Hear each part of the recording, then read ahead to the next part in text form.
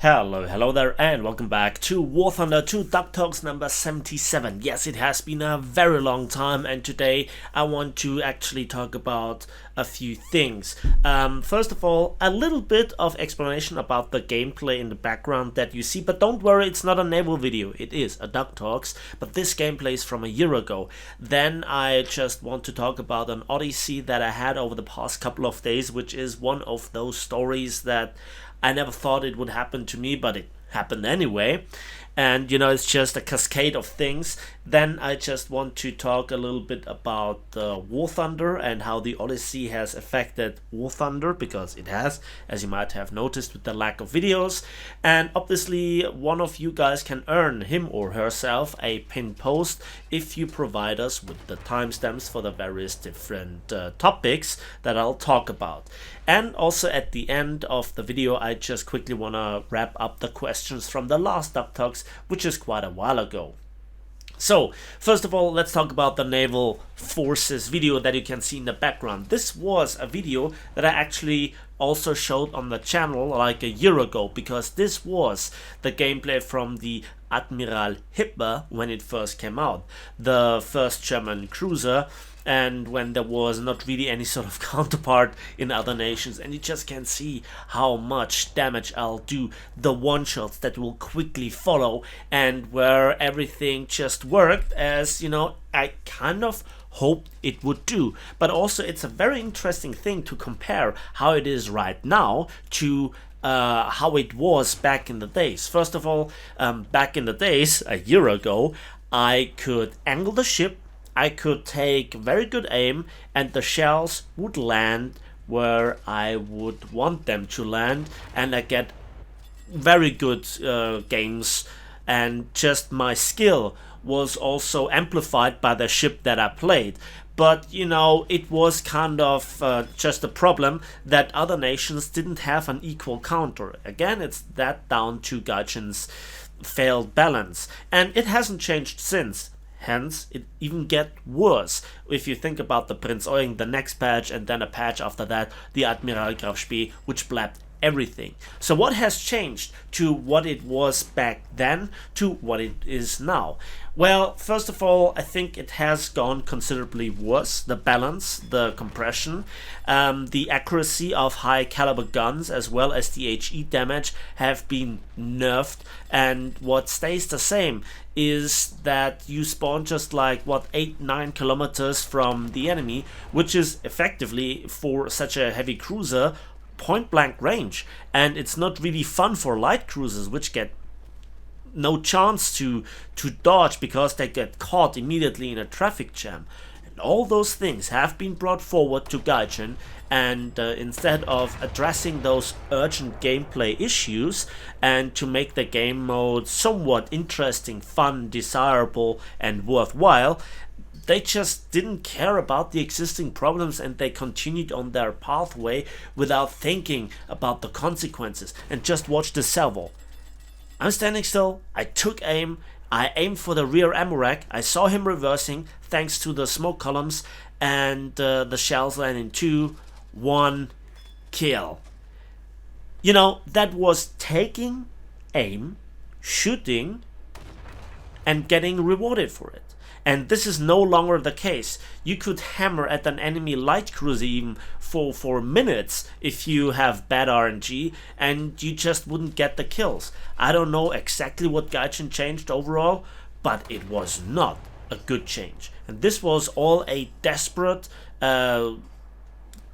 attempt to bring, for example, the Admiral Graf Spee back in line, to screw up the accuracy of high caliber guns, even in relatively close quarters combat. So that is what you can see in the gameplay, what it was like when the ship came out. I don't have the same experience, and I'm not talking here about the survivability or anything like this. Also issues like the high caliber AA being insanely inaccurate at long range by significantly but steadily underleading enemy planes, that's still the same issue. Or watch this patrol boat, I can see it's coming, I take precise aim, and with the first salvo, I just happen to hit it, and it's a hull break. It's more or less a reliable mechanic back in the days. that also no longer works. And just look at the carnage, and also at the end at the reward that I get. It was actually worth it, right? And the same goes for the premium ship, the Prinz Eugen. What is the best ship right now? Well, it reverted back to the Helena, because it just has very good armor still, and it just has the DPM and the heaviest shells and the best AA, you know, and also the overpowered anti-fragmentation armor, which is still way too good in my opinion. So that is the end of Naval Forces. Sorry that you had to endure it for like 5 minutes. Let's talk about the Odyssey and how it actually all started.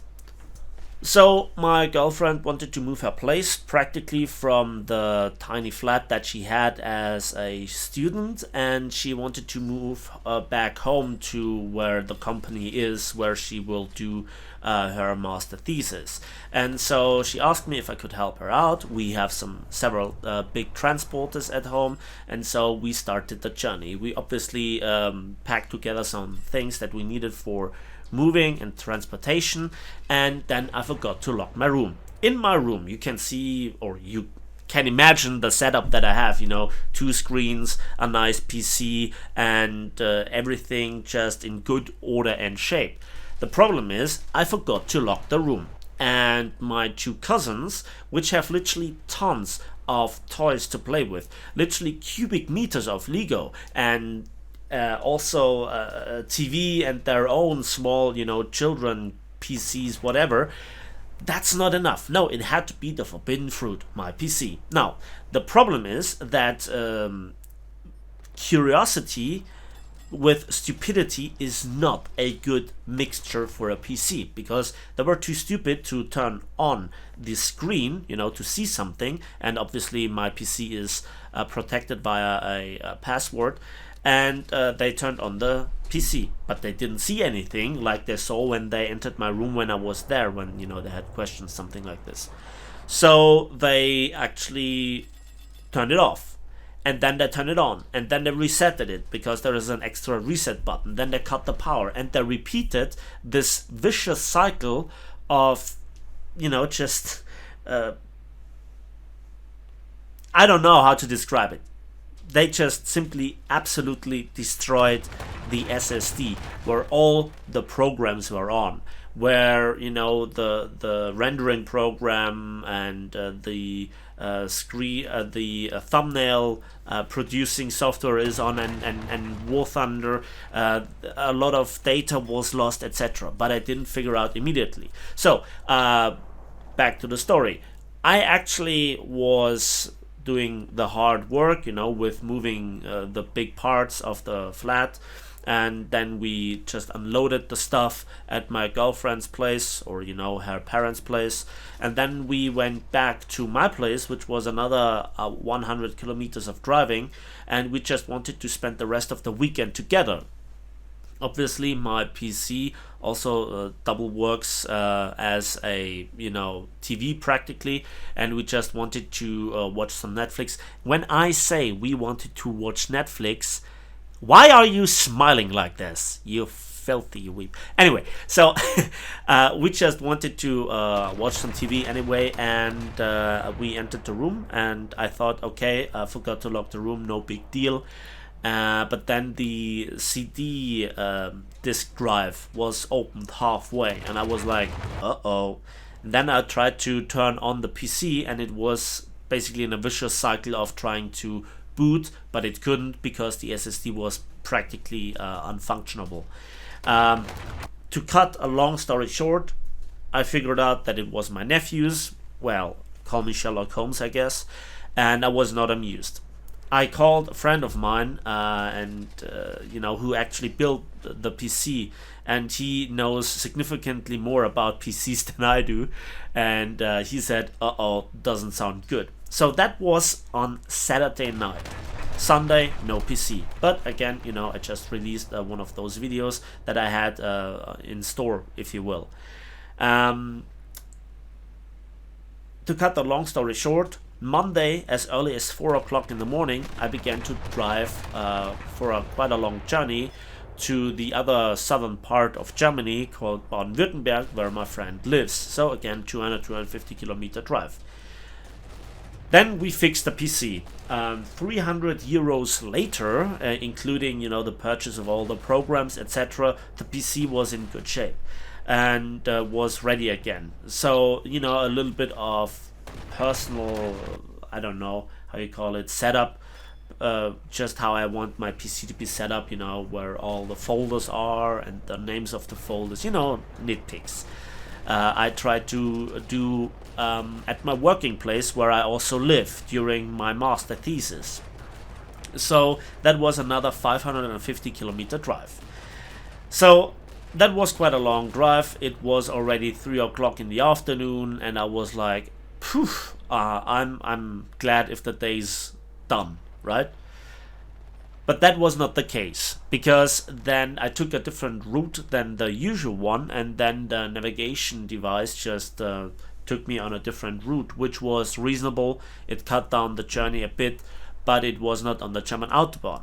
And just like 60-70 kilometers before my destination, a rabbit YOLO'd over the street, and I crashed into it with my car. Not at high speeds, it was not a big damage, but due to how insurance policy works, I called the police just to get a confirmation that it was indeed a crash with a wildlife animal.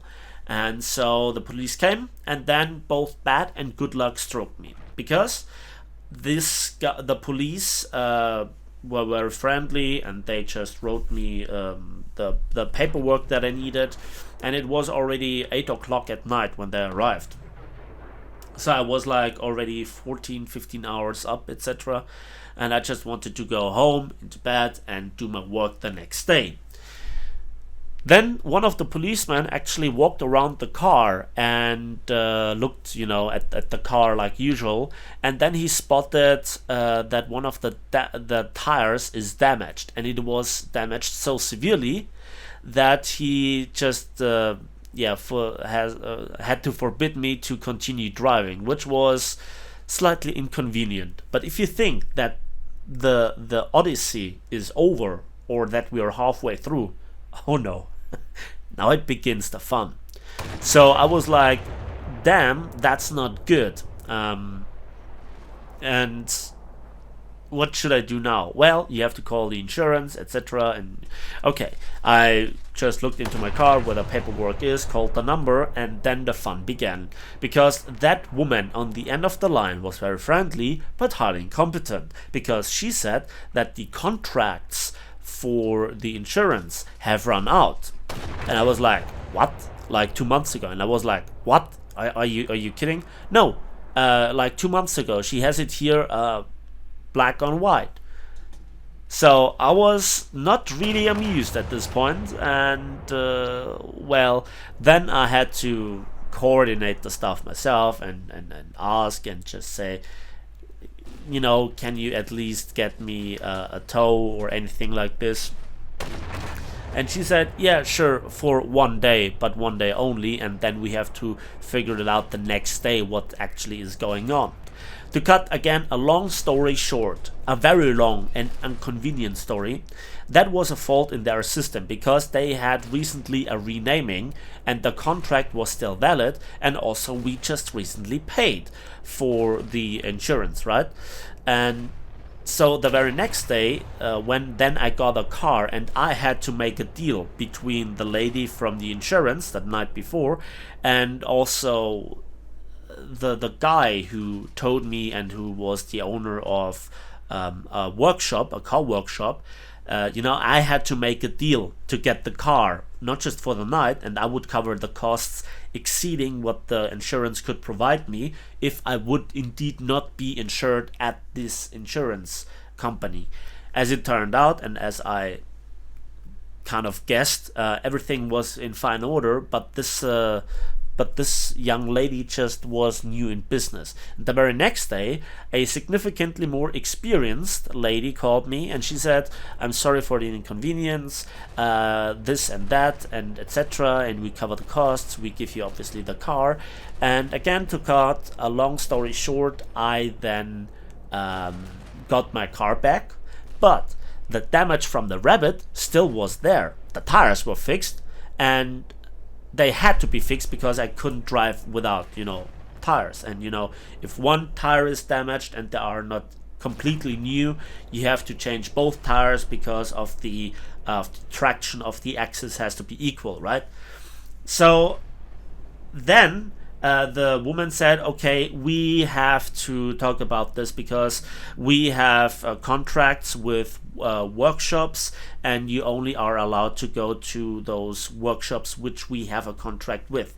So then I had to drive back home, and then had to talk with the workshop owner nearby where I'm actually living.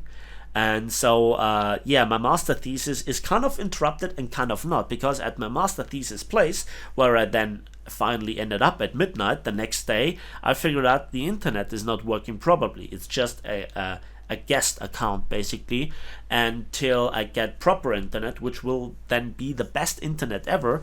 It will take another few days.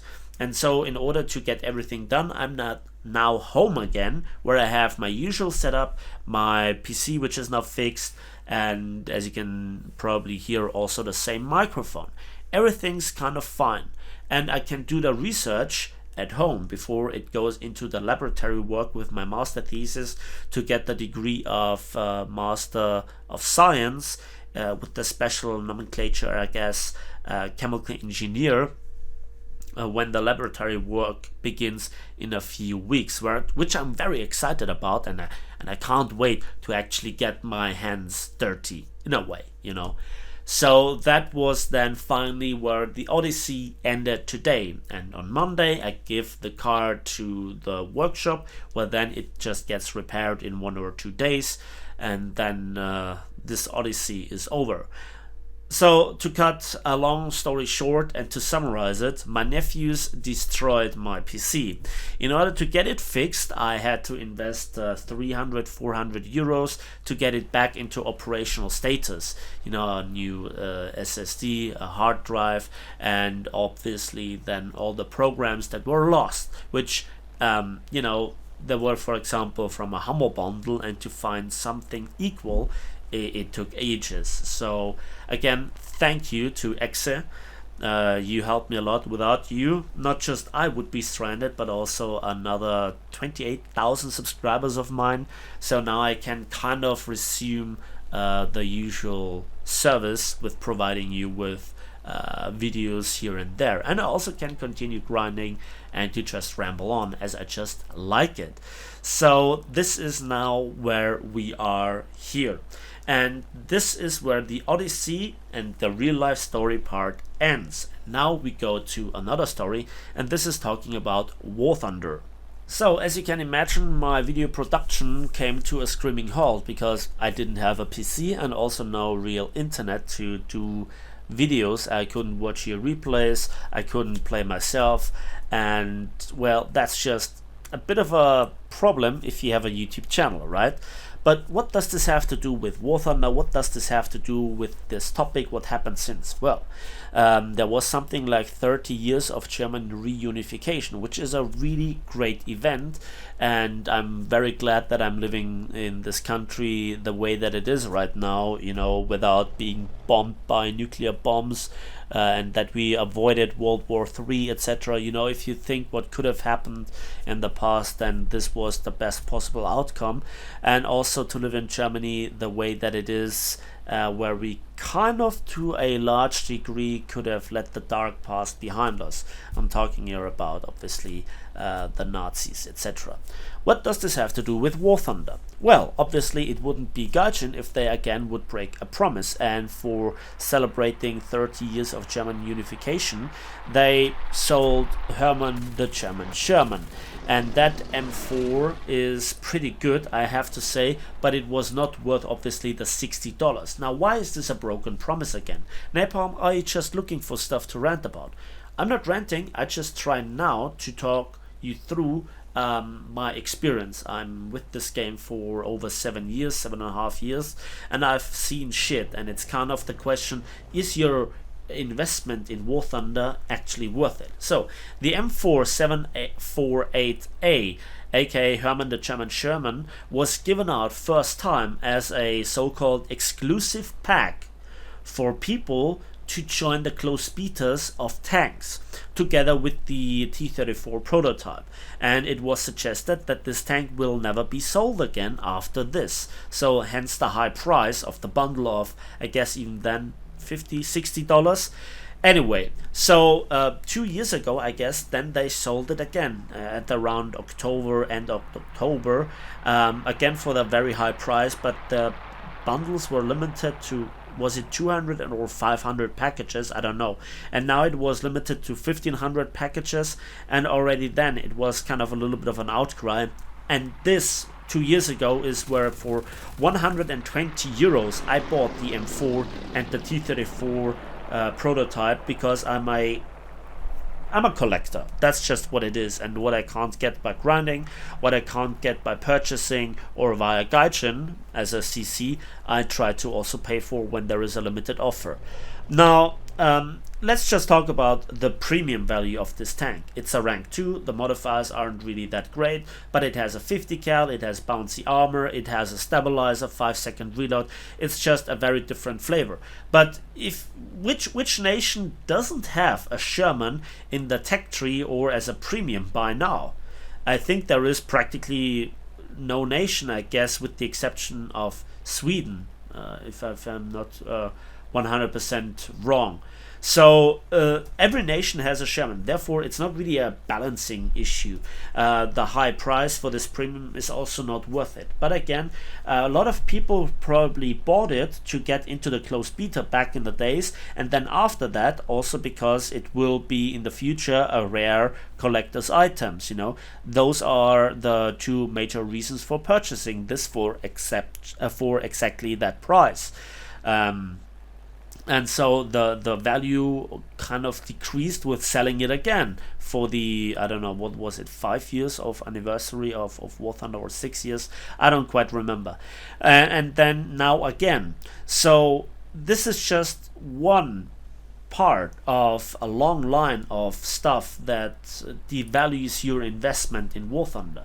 A long time ago I also got an email from one of my subscribers, I guess, that told me the story about his talisman on the IKV-91, the Swedish light tank. But before we go into this, so do I think that this is an absolute that this is something where I could rant for days, where this is a game-breaking issue with the Hermann, the German Sherman? No, but it's just one piece of a big puzzle, and I just wanna now talk you through a little bit how your investments in War Thunder can get devaluated quite a bit, and I think every nation has their own story, and this is now one of those parts. So it's not ranting, it's just merely me talking you through the stories. So I got an email from a guy where he told me his story on the IKV-91, where he put a talisman on it when it was at bat rating 7.3 and rank 5, because everything else beforehand he already had researched, and he wanted to research rank 5 and rank 6 with this talisman light tank. Now the IKV-91 is at bat rating 6.7 and rank 4. Now that is debatable. I think that it is bad from a balancing gameplay point, because you know it has 400 millimeters of pen, of heat pen at bat rating 6.7, where even some of the other best tanks have what 320 millimeters. But obviously STRV 81 and the MX-13 with their 600mm penning ATGMs, let's leave them out of the discussion. So he put a talisman as an investment for grinding on this tank, and then it got reduced in rank. He contacted Gaijin and they said that they can't do anything about it because he already played a game in it, and because it's a rank lower, he can't research rank 6 with it without massive penalty. And, you know, he got screwed over by this rebalancing. And again, you cannot be sure that your stuff is safe. What you bought is really keeping the value that you yourself think about it. Let's think about the Americans. I just go now nation by nation from left to the right.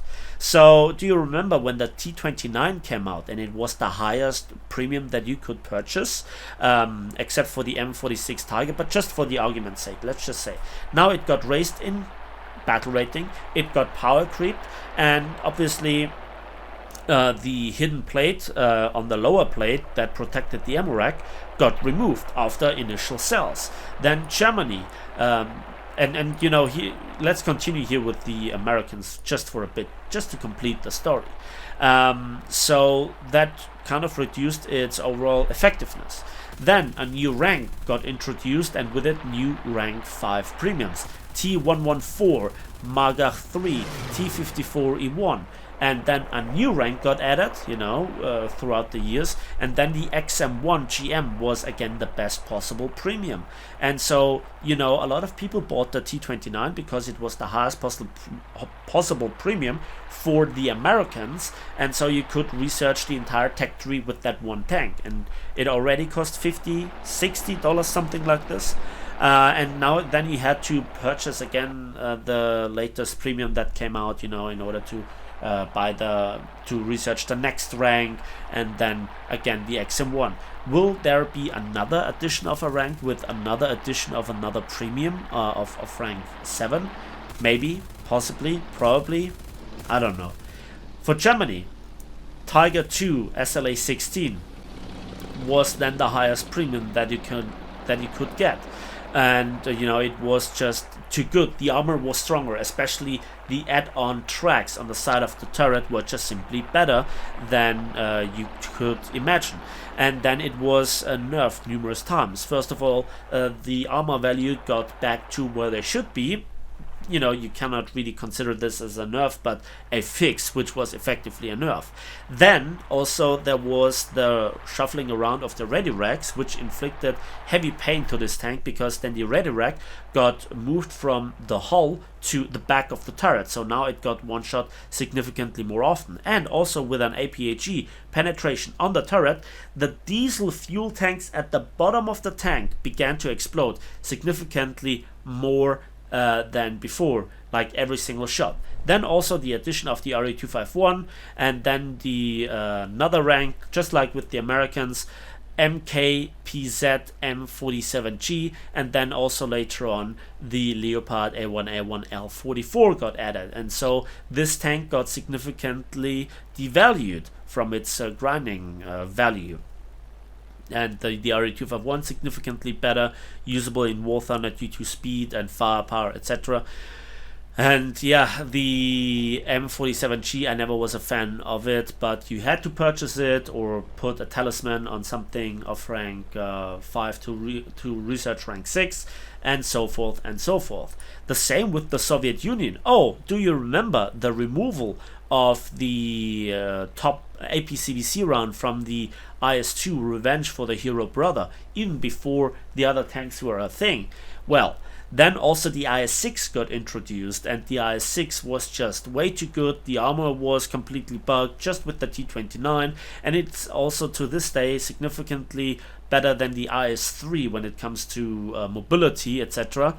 So it's unfair even versus the Soviet tanks.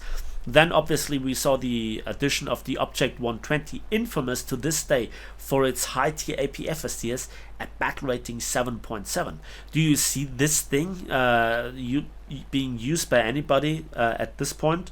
Not a lot, to be honest. And then a new rank and a new rank, and now we have the T55 AM1, and you can imagine that in the future there will be even more premiums added, I guess. And the same for Britain, you know. Do you remember when then the STRV 81 RB52 was added after the Black Prince, which was, I guess, the tank with the bundle for the close beta for the British tanks? So the STRV 81, not just a 20-pounder, but also those Robot 52 SS11 ATGMs, you know, unheard of firepower. And then again a new rank got added, and the rank 6 had to be researched with the rank 5 Centurion Mark 5 AVRE. Yes, while it is a meme-worthy tank, it's not really that great for grinding, right? And then a new rank got added, and then the Shotcal Dalet got added. And yes, that was the best premium that you could get for the British, and it was also objectively better, watch my old review if you like, than the existing main battle tanks, namely the Chieftain Mark III and Mark V.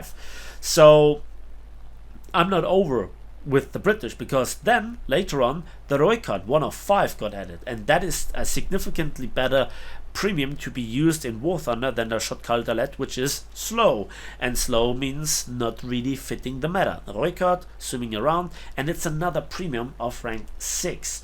The same goes here for Japan, when heavy tank number 6 was the first premium that you could get your hands on. Later on the Hori prototype, and then a new rank got added, therefore a new premium, the Type 75 MLRS, sorry about this. And again, just like with the British AVRE, meme worthy but not really the greatest premium. Another patch, another rank got added several patches later, and with it rank 7 for Japan, and so the Type 74G got added, another premium that you had to purchase. And we are here also with China, where now the T62 got kind of replaced by the T69, same rank but better. If you really want to grind, you have to get the T69 2G, and there is significantly more room for adding a new rank, because China so far doesn't have rank 7, right? And so rank 6 vehicles can be added even more in the future. Italy. Oh, Italy. Yeah, there was the M26 DC Ariete, was not so great. Then the M60 Air1 DC Ariete got added. But then later on, the stabilizer got removed because Gaijin found new secret documents, and the battle rating was dropped. But it's still a tank that got its stabilizer removed. So if you wanted to purchase the tank because it has a stabilizer and it's top rank, then it got just simply hardcore nerfed. Gaijin could have renamed it, or they just could have said, okay, we stop selling it, you know, but they still sold it after they announced that they would remove the stabilizer, and a lot of people didn't get this message, so that wasn't really handled properly. And then obviously later on, event vehicle, the Oval 74 HVG got added, which has a stabilizer and is fast and small and just this tiny little highly annoying enemy, right? Most hated, I think I made a video about it once. So, and then another rank got added, and then the OF40 MTCA is the best premium that you can get, rank wise and performance wise, and it also has a stabilizer, right? If you couldn't get your hands on the Oval 74 HVG, and you kind of dodged the bullet of the M60A1 DC Ariete.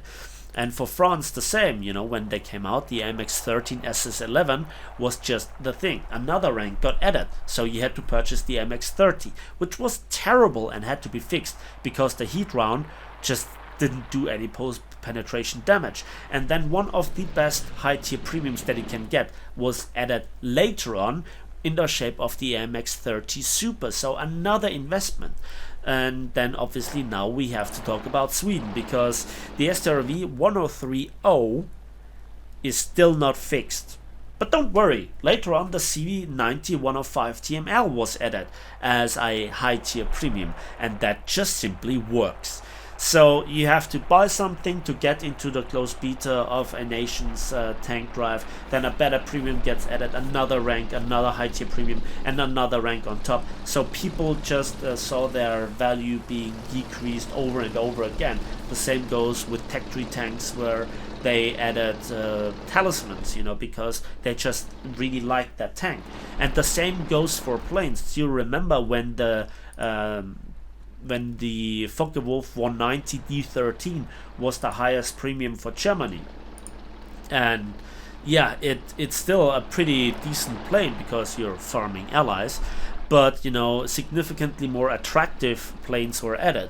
Think about the Heinkel 219A7. Think about the Do 335B2 as interceptor and ground pounder. Think about the glory days of the Ju 288C, and yeah, also the Focke-Wulf 190C for the memes. And now we also saw the addition of new ranks, and therefore not just the ME262A1A U1 as an event vehicle, the Heinkel 162A1 as a reward vehicle, the ME262A2A as a reward vehicle, and obviously then as premiums the Seahawk Mark 100, and then later on the G91R4. And I do not really like the Seahawk, but in my opinion it's still better than the G91R4 when you consider Air RB.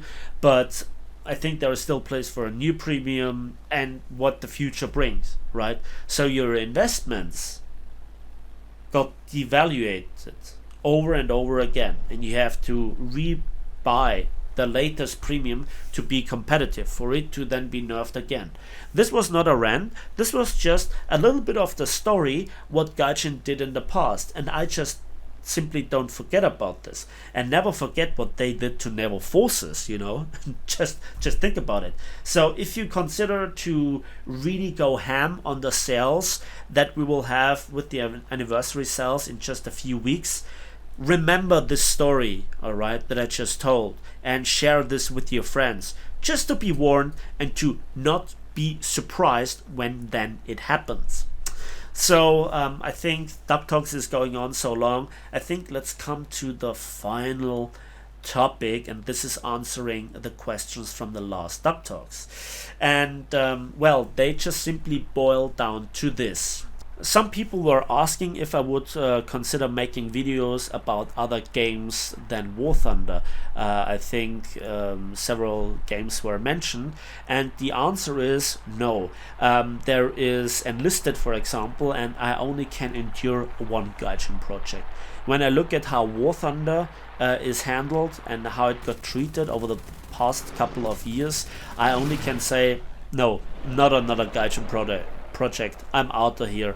Whatever they do to the game, I have to expect it to get screwed up significantly in the long run, and I only have time for one free-to-play title, and the only reason why I'm really sticking to War Thunder is because I'm so heavily invested in it, both financially, also with my YouTube channel, and you know, it's just an ongoing project. And for all its faults, if War Thunder works, it's the best that there is. And I expect that Enlisted also has many things going for it, but as I said, for the various different reasons, I'm not gonna risk it. And other games in general, well, I have to say I tried it with World of Warships in the past, also Doom and Command & Conquer 3 Tiberian Wars. You know, I made videos and nobody watched them, you know, and it was just an experiment. I had fun playing those games, I had fun making videos, but for the health and growth of the channel, which also come to a screaming halt because of lack of uploads, etc., it's not sustainable. It wouldn't be healthy for the channel. So sadly, the answer is no. There were not that many other questions, so sadly that's it for me today with Dub Talks. Again, if you have a question, feel free to ask it, and I promise that I'll make a Dub Talks in the foreseeable future, hopefully next week, maybe in 2 weeks time if many things go wrong. Then I'll have some other topics, more War Thunder related. If you want to ask a question, don't hesitate, but please begin your question with writing hashtag questions so that I can find it more easily. That's it for me today. Thanks for watching, thanks for listening. I hope you enjoyed this video. Please give it a like if you did, subscribe if you want to see more, and we'll see each other on the waves, in the skies, and on the battlefields of War Thunder.